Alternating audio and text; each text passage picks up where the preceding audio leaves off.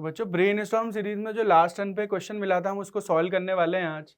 तो क्वेश्चन को हम पढ़ लेते हैं फिर सॉल्यूशन की ओर बढ़ते हैं। Large number of identical conducting spheres have been led as shown in figure. तो यहाँ पर बहुत सारे कंडक्टिंग स्फीयर्स को हमने इस तरह से जमा रखा है। हर स्फीयर का रेडियस आर है and all of them are uncharge. हर स्फीयर का रेडियस आर है और सारे के सारे स्फीयर्स अनचार्ज हैं। Switch S1 is close to connect sphere 1 to the positive terminal of V volt cell whose other terminal is grounded। तो एक V वोल्ट की बैटरी है जिसका एक टर्मिनल ग्राउंडेड है। इसको मैं सबसे पहले स्फीयर S1 से कनेक्ट करता हूं। After some time sphere S1 and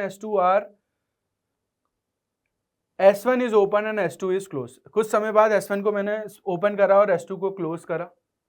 there after S2 is open and S3 is close. मतलब मैं क्या कर रहा हूं, पहले 1 को चार्ज कर रहा हूं, फिर 1 को ओपन कर 1 और 2 को कनेक्ट कर रहा हूं, फिर मैं 2 को ओपन करके 2 और 3 को कनेक्ट कर रहा हूं, फिर मैं 3 को ओपन करके 3 और 4 को कनेक्ट कर रहा हूं। मतलब 2 स्फीयर का हर बार कॉम्बिनेशन बनता जा रहा है। ठीक है, the process is continued till the last switch is open. तो ये प्रोसेस तब तक चलेगी जब तक कि लास्ट स्विच ओपन नहीं हो गया, मतलब लास्ट वाला स्फीयर भी चार्ज नहीं हो गया। Consider the cell and the spheres to be your system. यहाँ पर सेल और स्फीयर हमारा सिस्टम है। तो charge on sphere 1 after the switch S1 is close. तो जैसे ही मैंने S1 को क्लोज करा, पहले स्फीयर पे कितना चार्ज आया, बैटरी ने कितना वर्क किया और कितना एनर्जी यहाँ पर लॉस्ट हुआ है, ये सब हमें देखना है।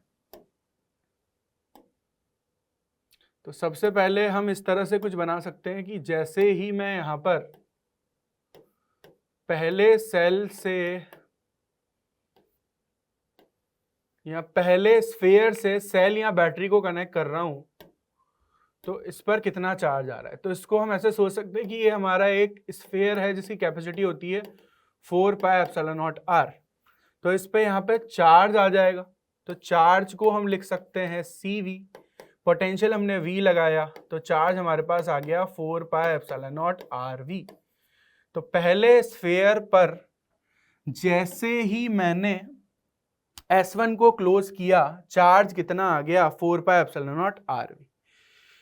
Work done by the cell भी हम यहां पर निकाल सकते हैं। तो work done by the cell होता है हमारा charge into V, charge flown into V। तो 4 pi epsilon naught RV square, ये हमारा work done by the battery आने वाला है। तो ये हमारा work done by the cell आ गया 4 pi epsilon naught RV square. ठीक है, अगला हमें loss in energy of the system in the entire process निकालना है। तो यहाँ पर हम ऐसा बोल सकते हैं कि पहले हमने स्फीयर 1 को चार्ज किया तो उसका पोटेंशियल V आ गया, इसका चार्ज Q आ गया। तो जब मैंने 1 और 2 को कनेक्ट किया तो दोनों पर चार्ज और पोटेंशियल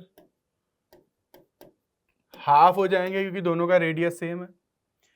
भाई जैसे ही मैं दोनों स्फीयर को कनेक्ट करता हूँ दोनों इक्वी पोटेंशियल हो जाएंगे। तो V/2 हो गया, पोटेंशियल हाफ हुआ तो चार्ज भी हाफ हो गया। तो ये 1 और 2। ठीक है, ये मैंने 1 और 2 को कनेक्ट करके ओपन कर दिया। फिर मैंने 2 और 3 को कनेक्ट किया। जब मैंने 2 और 3 को कनेक्ट किया और ओपन किया तो कनेक्ट करने के बाद दोनों का पोटेंशियल इक्वल हो जाएगा। इसका पोटेंशियल V/4, इसका पोटेंशियल V/4, इसका चार्ज Q/4, इसका चार्ज Q/4। तो ये मेरा 2 और 3।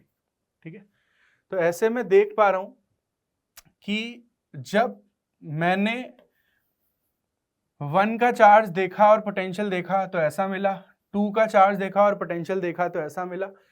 तो सभी स्फीयर्स के लिए अगर मैं फाइनली चार्जिंग के बाद चार्ज और पोटेंशियल देखूं तो मुझे इस तरह से मिलेगा Q/2 V/2, Q/4 V/4, Q/8 V/8, Q/16 V/16। सभी कैपेसिटर्स की कैपेसिटी C है और ये हमारे कैपेसिटर्स 1, 2, 3, 4, 5 सो ऑन है। ठीक है, तो हमें यहाँ पर फाइनल एनर्जी अगर कैलकुलेट करनी है तो उसको हम लिख सकते हैं हाफ CV/2 का स्क्वायर प्लस V/4 का स्क्वायर, और इसको हम इनफाइनाइट तक ले लेंगे। तो half 4 pi epsilon naught RV square 1/4 plus 1/16 plus 1/64 up to infinity.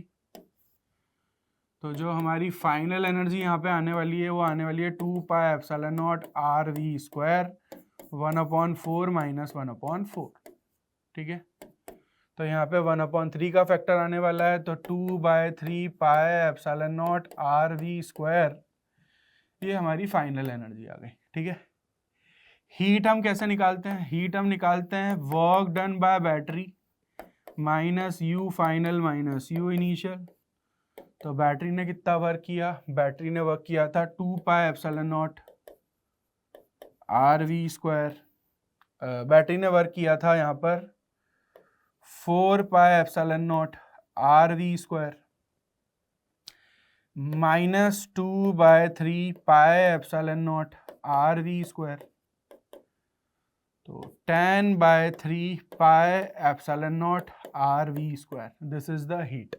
ठीक है, तो आंसर हमारा डी भी सही हो जाएगा।